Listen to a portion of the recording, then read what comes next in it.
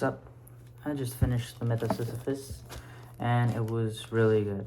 It was really an interesting philosophy to get into. Like, absurdism is truly an area that interests me to this day. And every single sentence in that book could be a whole quote. Like, some really good ideas about the limits of human reason and what the absurd really is. So, what is the absurd, right? The absurd is the interaction between the person who's looking for meaning and the universe that is indifferent and does not grant him any. That the interaction is the absurd, and the realization that there is no external meaning is the absurd. Well, first he starts off with this rant about suicides. It's really interesting about how he goes through it. It's like, what should an absurd man who truly realized that there is no meaning should kill himself? Well, he has like a whole section on this, but by the end of it, he comes to the conclusion no, because this would mean that you're escaping the absurd, which is an insult to existence itself and an insult to the absurd. And then he talks about a few other philosophers. He talks about Kierkegaard, he talks about Chekhov, he talks about a few Dostoevsky works. He goes into everybody, assesses all of their philosophies and how they have interacted with the absurd. So he talked about Kierkegaard and how his realization about like no meaning and everything like led him to his faith, like led him to talking about Christianity and stuff. I haven't got into any of Kierkegaard's work yet, but he definitely sounds like an interesting philosopher as well. He's, what I've heard, is the Christian existentialist, so definitely gonna look forward to that one. And then he talks about Chekhov, which kind of comes to the same conclusion as well, with faith as being the answer to the problem of the absurd. And then he talks about Dostoevsky, which also, I think one of his quotes was that thinking that there's no God should result in you killing yourself, but knowing that there is a God results in you being alive, so God is the answer. That's a very interesting take on it. I love Dostoevsky's works, of course. I've read Crime and Punishment, and I've read The Idiot and White Knights up until now, and they're really good. They're actually really good. I love Crime and Punishment, obviously, and The Idiot's also really great. White Knights is a good introduction to Dostoevsky's language and way of talking, but yeah, anyway. But this idea I find a little disagreeable. I kind of disagree with this idea, obviously, and yeah. And then he talks about living within one's reason. So the myth of Sisyphus is basically this thing where he's like, one recognizes one's limits, and the human's limits are human reason.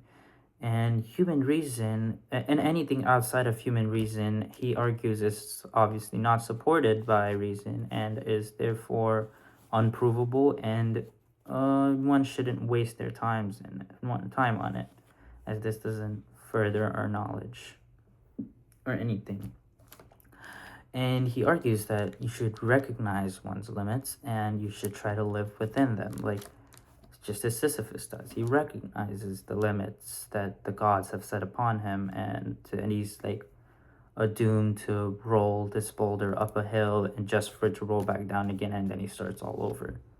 He argues that the human world is much like that. The human society is much like that. Like the limits that are set upon ourselves with the no meaning and stuff like that. He argues that we should revolt against it, just as Sisyphus does. He recognizes his limits, and yet he climbs the heights that he sets for himself, or the gods set for him, but then he chooses to still go back down and go to the temporary heights, and because he's condemned to, basically. The humans are also kind of the same, and they also go and strive for temporary heights. So he argues that we can find happiness in the absurd because we should pursue temporary heights just as Sisyphus does, and find our meaning and happiness within them, just as Sisyphus does. He says that Sisyphus would be happy in this rolling of the boulder, and because he recognizes his limits and he continues to persevere and revolt against them by thinking differently, by still pursuing heights, and these heights that like give him happiness, which was his argument. And he's like, Sisyphus gets to do what he wants within his limits. So there are limits, yes, but in these limits, there's still a lot to do. Just like for us, like we have limits of reason and of not knowing a lot of stuff, but we should live within these limits and do the best we can in these limits. And yes, and he says that we should revolt, but obviously human reason isn't usually satisfied with that, and that's why we go above our reason and create stuff like faith and religion and gods and stuff. But I don't know, I wasn't necessarily, it was a really compelling philosophy obviously, but I wasn't really sure about it but I love it, but to the end I was a little confused. Not confused even. It was more like, are we sure about that? Because I obviously have not read any nihilistic works, but that field compels me as well. And I don't know. Even if there is no limits, I mean there is a limit, and we should work within these limits. What about outside the limits?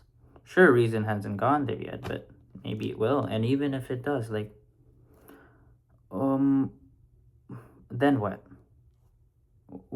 What? But this meaning, that's no external meaning. Yes, it's important, but the meanings we create for ourselves are also temporary, and I don't know if that's necessarily meaning, right?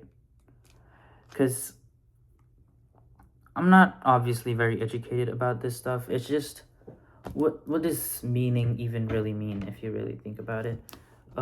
Meaning would just be purpose in this instance, an external purpose or a reason.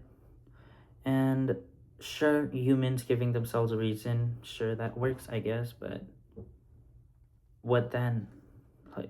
Like why is that reason even important, you know? And I don't know, it was a great book, obviously. I need to study more of the nihilistic side of it to form my own argument, because I'm not completely convinced by the absurd works. Next, I have to tackle The Fall, which I've heard is one of his best works. And then I am going to get to... Yes, there it is. I am going to get to The First Man by Camus. I heard both of these are really great works. And for my nihilistic studies, I probably just gonna read Nihilism and Introduction, and then get to the Philosophy of a Meaningless Life, or I think it's something like that, by James Tartaglia, yeah. But yeah, that's what I've been up to. Camus has been great. Love his works. Stranger was beautiful, obviously. But yeah, I'll see you later.